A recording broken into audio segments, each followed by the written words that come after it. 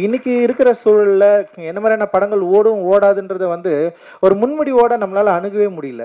ஏன்னா, ஒரு ரொம்ப ஆக்ஷனு, ரொம்ப அகோரித்தனமான ஒரு ரத்தம் தெறிக்கிற படங்கள் தான் இங்க ஓடுன்னு சொல்லிட்டு சமீபத்தில அந்த படங்கள் எண்ணிக்கையில இடமா வந்துட்டே இருக்கிறப்ப தான், மஞ்சுமல் பாய்ஸு, ப்ளூ ஸ்டார் மாதிரியான படங்கள் ரிலீஸ் ஆகி மக்கள்கிட்ட ஒரு பெரிய வரவேற்பை பெற்று, பெரிய வெற்றி படமா மாறுது.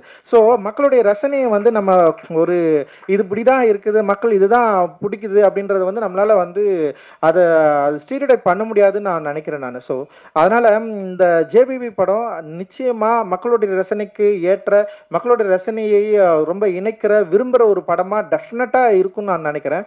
காரணம் இந்த படத்தோட கன்டென்ட் அண்ட் ஆக்டர்ஸ் இந்த படத்துல நடிச்சிருக்கிற நடிகர்கள் அண்ட் ரொம்ப இயல்பா ஒரு ஒரு படத்த நடிச்சிருக்காங்க.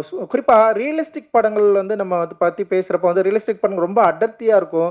ரொம்ப பொலிட்டிக்கலா இருக்கும். ரொம்ப சோசியல்ல அ சோசியலான படங்களே அதுல இருக்கிற மாரியான ரியலிஸ்டிக் படங்கள தான் நம்ம நெறைய பார்த்துருக்கிறோம். ரொம்ப சிம்பிளா மனிதர்களோட உறவுகள, அதோட எமோஷன, அதோட வேல்யூவோட பேசுற ஒரு படமா இந்த ரியலிசம் சினிமா இருக்கும் அப்படின்னு நான் நெனைக்கிறேன். ஜேபிபி ஒரு பக்கா ரியலிஸ்டிக் மூவி.